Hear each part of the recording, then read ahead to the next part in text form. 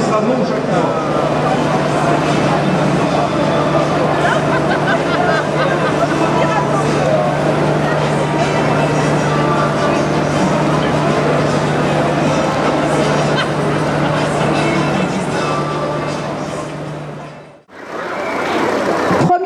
Devant l'ESPE. La loi Blanquer prévoit un contrôle étroit par le ministre des instituts nationaux supérieurs du professorat et de l'éducation, par exemple par la nomination de leur directeur et l'imposition d'un référentiel commun. Le ministre a déjà annoncé sa volonté de changer les formateurs en INSP en affectant davantage d'enseignants sur le terrain.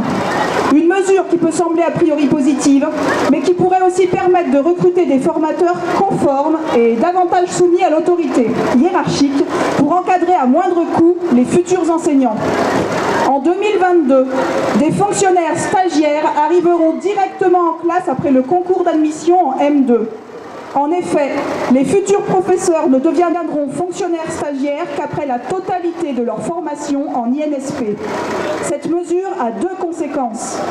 La première conséquence est de rallonger d'une année la formation, sans rémunération pour devenir enseignant. Alors que le ministre affirme vouloir ouvrir le recrutement des enseignants sur le plan social, notamment avec 3000 AED en pré-recrutement par an, il rend l'accès au métier plus difficile pour les jeunes issus de milieux défavorisés qui n'auront pas été pris dans sa formule de pré-recrutement. La seconde conséquence, c'est que ce glissement d'une année libère environ 25 000 postes de fonctionnaires stagiaires. Objectif qui met bien en lumière les intentions de Bercy de supprimer les postes de fonctionnaires. L'âge de départ à la retraite, et pour autant, la retraite par point va conduire forcément à l'allongement de la durée de cotisation, à l'allongement du maintien dans l'emploi. Cela veut dire que pendant que tous ces anciens, tous ces vieillards à 70 ans seront toujours au travail, eh bien nos jeunes resteront au chômage. Et ça, on ne peut pas le supporter. Éric Granata, une première, l'ensemble des syndicats de la fonction publique ont appelé nationalement à un rassemblement. Quelle signification ça a pour vous par rapport à ces différentes réformes qui sont en préparation? Ça montre que les agents de l'État, de l'hôpital, des collectivités locales poussent les syndicats à l'unité. Donc ça, c'est extrêmement positif.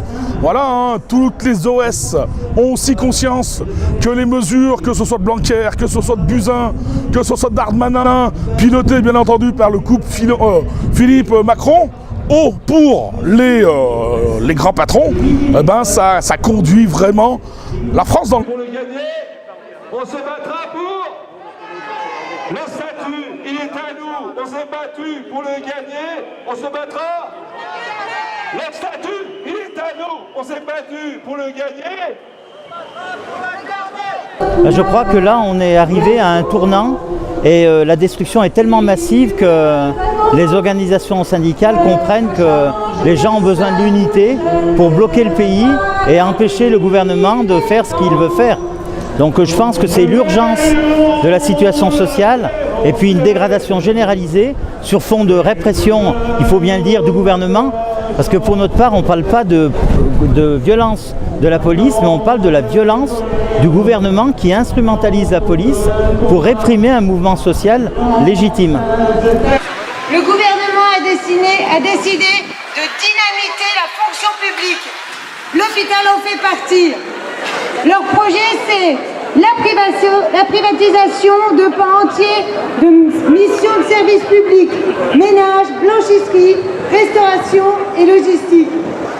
Le recours systématique aux contractuels payés au lance-pierre. L'individualisation de la rémunération créant de la concurrence. Suppression des maternités, des urgences, des services de chirurgie. La Savoie ne sera pas épargnée. La fin de l'indépendance médicale avec la perte du statut des praticiens hospitaliers. Les médecins aussi seront tous contractuels et devront répondre aux injections des directions, même si elles sont en dehors de toutes les valeurs médicales. Mise en place du régime autoritaire des ARS, donc du gouvernement, avec la contractualisation des directeurs.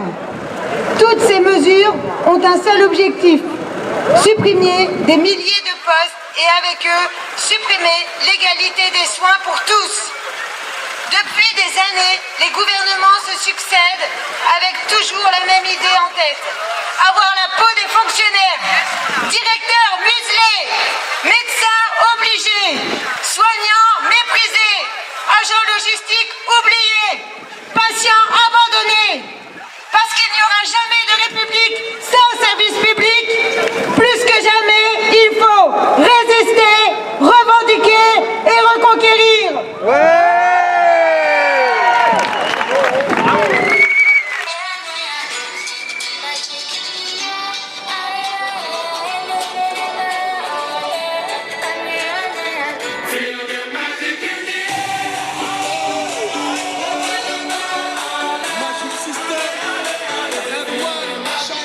Le fait qu'il y ait des baisses d'impôts qui vont aussi concerner les fonctionnaires, le fait qu'ils reviennent sur les 120 000 fonctionnaires supprimés, est-ce que c'est pas un bon signe? Ouais, pour le 1er mai, je saluais la langue de bois de Macron. Là, je vais continuer. Non, faut savoir que les quelques centaines d'euros que quelques milliers de Français vont gagner au niveau de l'impôt sur le revenu, ça va malheureusement se répercuter sur l'accès aux services publics. Voilà, donc ça va être de plus en plus payant. Alors, vous pouvez expliquer ça, par exemple? Bien entendu, parce que les services publics, qui datent de 1945, sont financés par l'impôt. 2-3 mots quand même sur l'impôt. Pour la CGT, mais aussi pour l'intersyndicale, on est pour la justice fiscale. Voilà, c'est-à-dire baisser les impôts proportionnels, voilà, et puis augmenter les impôts progressifs.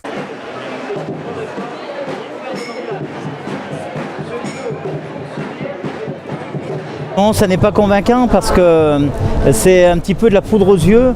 C'est-à-dire que par exemple, quand le président de la République dit on va arrêter de fermer des écoles, en fait, il continue à fermer des classes.